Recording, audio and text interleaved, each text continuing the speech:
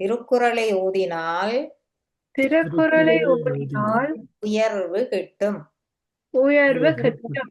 திருக்குறளை ஓதினால் திருக்குறளை ஓதினால் மனமாசு நீங்கும். மனமாசு நீங்கும். திருக்குறளை ஓதினால் திருக்குறளை ஓதினால் பண்பாடு தானே வரும். பண்பாடு தானே வரும். திருக்குறளை ஓதினால் திருக்குறளை ஓதினால் தெய்வ நிலையே அடையலாம். தேவநிலையை அடையலாம்.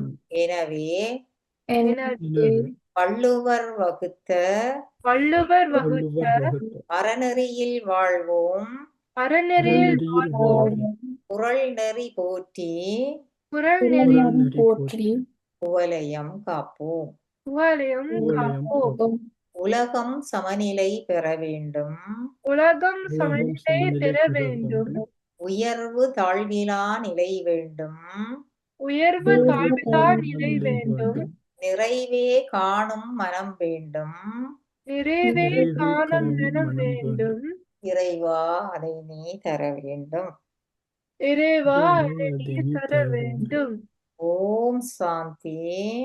ஓம் சாந்தி. ஓம் சாந்தி. ஓம் சாந்தி. ஓம் சாந்தி. ஓம் சாந்தி. சரி, இப்ப நாங்கள் 2 குறள் படிப்போம் என்ன, அத சொல்லி போட்டு உங்களுக்கு போட்டி. தேசிகன் போட்டியில பங்கு பெற்றீங்களா? அப்ப பக்கண்டு இருக்கால் எத்தனை? 3வது அதிகாரமும் 3வது 3வது 4வது குறள் குறள் என்ன? சரி, எத்தனை முதல்ல இருந்து சொல்லுங்க பாப்போம். திருக்குறளில் திருக்குறளில் அறுத்த பாலில் துறவரவியலில் துறவரவியலில் 23வது அதிகாரம் 23 அதிகாரம்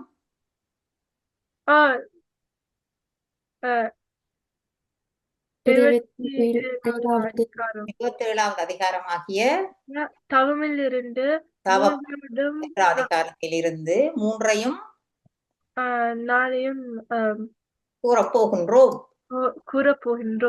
சரி, வடிவா கேளுங்கோ. 3வது குறள். துறந்தார்க்கு துப்புரவு வேண்டி மறந்தார்கொள் மற்றையவர்கள் தவம். உங்களுக்கு ஞாபகம் இருக்கு குறள் கருத்து? துறந்தார்க்கு துப்புரவு வேண்டி என்றால் துறந்தவர்கள் யார்? துறவி. துறவி விளையோ யார்? துறவிகள். துறவிகள் என்றால் யார்? சன்னியாசி. அவையில் அத காவியுட உடுத்து தாடியல் வளர்த்திருப்பினமல்லோ. அப்ப அவையில் வேலை செய்யறவையிலோ எங்களை போல போய் அப்ப அவைகளுக்கு யார் சாப்பாடு கொடுக்கறது? நாங்கள் இல்லறத்தார். சரியோ? அப்ப இல்லறத்தார் அப்ப அவையில் தவம் செய்யணும். துறவிகள் என்ன செய்கிறார்கள்? தவம் செய்கிறார்கள். தவம் என்றால் என்ன? தங்களுக்கு வர்ற துன்பத்தை தாங்கிக் கொள்கிறார்கள், மற்றவைக்கும் துன்பம் செய்ய மாட்டோம் இல்லையோ? தங்களுக்கு வர்ற துன்பம் என்றால் அவை என்ன? விரதம் இருப்பினம், பசி இருப்பினம், மழை வெயில் என்று இல்லாமல் தவம் இருப்பினம். அப்ப தங்கள் துன்பத்தை தாங்கினோம். அதே போல மற்றவைக்கு என்ன கொடுக்கிறவே? ஆசி கொடுக்கணும். துன்பம் கொடுக்கணுமா? ஆசி கொடுக்க மாட்டாங்க, கொடுக்க மாட்டோம். அப்ப அதனால தவம் செய்யணும். ஆனால் நாங்கள் இல்லறத்தாரும் அந்த தவத்தை செய்ய வேணும். நாங்க செய்ய வேணுமா இல்லையோ தவம்? செய்ய வேண்டும். ஏன்? எங்களோட துன்பத்தை நாங்கள் தவம் என்றால் என்னம்மா? எங்கள் துன்பத்தை தாங்கிக் கொண்டு மற்றவர்களுக்கு செய்யாமல் இருக்கணும். அதைத்தான் அவையில் சன்னியாசிகளும் செய்யறவன். நாங்களும் அதை செய்ய வேணும். சரியோ? ஏன் நாங்கள் யார் இல்லறத்தார் செய்யாமல் இருக்கிறார்கள் என்றால், அவர் சொல்றார், சும்மா ஒரு பகுடி பண்றது போல சொல்றார், சில வேளை அவர்கள் துறவிகளுக்கு சாப்பாடு தாங்கள் கொடுக்கறதுக்காகத்தான் தாங்கள் தவம் செய்ய முடியாமல் இருக்கிறார்களோ அப்படி என்று வள்ளுவர் சொல்றாரா என்று வள்ளுவர் சொல்லுகிறார். அது உண்மையும் உண்மையும் இல்ல. ஏன் அவை செய்யாம இருக்கணும்? அவள் தவமோ தானமோ சிறந்தது?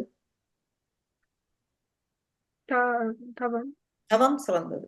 இப்ப நீங்கள் ஒரு ஆக்களுக்கு துன்பம் செய்து கொண்டு இந்தாங்க சாப்பிடுங்கோண்டு தானத்தை கொடுக்கலாமா? இல்ல. அப்ப ஆனா அவைகளுக்கு நீங்க சாப்பாடு கொடுக்காமல் விட்டாலும் பரவாயில்லை, என்ன செய்யப்படாது? தவம் செய்யக்கூடாது. துன்பம் செய்யக்கூடாது. துன்பம் செய்யக்கூடாது. துன்பம் செய்யக்கூடாது. சரி, வாரவருக்கு எல்லாம் துன்பப்படுத்தி நீ என்ன ஊத்த குப்பை அப்படின்னு சொல்லி போட்டு சாப்பாடை கொடுத்தால் அவருக்கு நல்லதோ, அவர மனம் நோகும் இல்லோ. ஆனபடியா என்ன இது சிறந்தது? தவமோ தானமோ சிறந்தது? தவம் சிறந்தது. அப்ப இப்படித்தான் நீங்க சொல்லணும். இதுக்கு இது பொருள் சொல்றது என்னென்றால், தவத்தை விட தானமே சிறந்தது. அப்படி இருக்கும் பொழுது இல்லறத்தார் தவத்தை மறந்தது எதனால்? துறவிகளுக்கு உணவு முதலியவற்றை கொடுப்பதற்காகத்தான் இவர்கள் தவத்தை மறந்தார்களோ அப்படி என்று வள்ளுவர் கேட்கிறார். விளங்கிச்சோ? கருத்து விளங்கி இருக்கோ? அப்ப அது உண்மையோ? அவையில கொடுக்கறதுக்காக தான் இங்க தவம் மறந்தன்னு சொல்லலாமோ?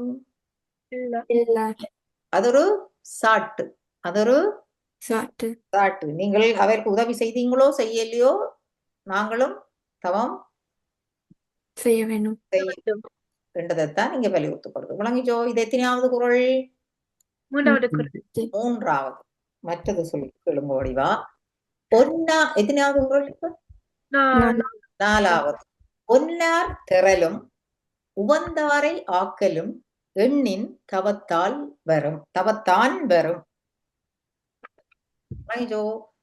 ஒன்னார் திரளும் உவந்தாரை ஆக்கலும் எண்ணின் தவத்தான் வரும் என்றால் என்ன?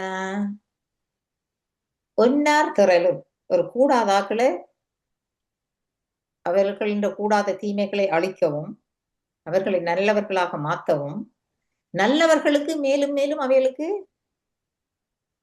உதவி செய்யவும் யாரால முடியும்? தவம் செய்கிறார்களால தான் முடியும். சரியோ? இப்ப நாங்கள் துன்பத்தை தாங்கக்கூடிய மாதிரி இருக்கணும், மற்றவைக்கும் துன்பம் செய்யாமல் இருந்தால் நாங்கள் எப்படிப்பட்ட ஆக்களா இருப்போம்? ஸ்ட்ராங்கா இருப்போம் தானே? நாங்க பிளவிடுவோமோ? பிளவிட மாட்டோம். அப்ப பிளவுறாக்களை யாரு திருத்த முடியும்? பிளவுறாக்களை ஒழுங்காராக்கள் தான் நம்ம திருத்த முடியும். நாங்க பிளவிட்டு கொண்டு பிளவுறாக்களை திருத்தலாமோ? இல்ல. அப்ப முதல்ல அதாலதான் சொல்லப்படுது, தவம் செய்கிறார்களாலதான் எது முடியும்?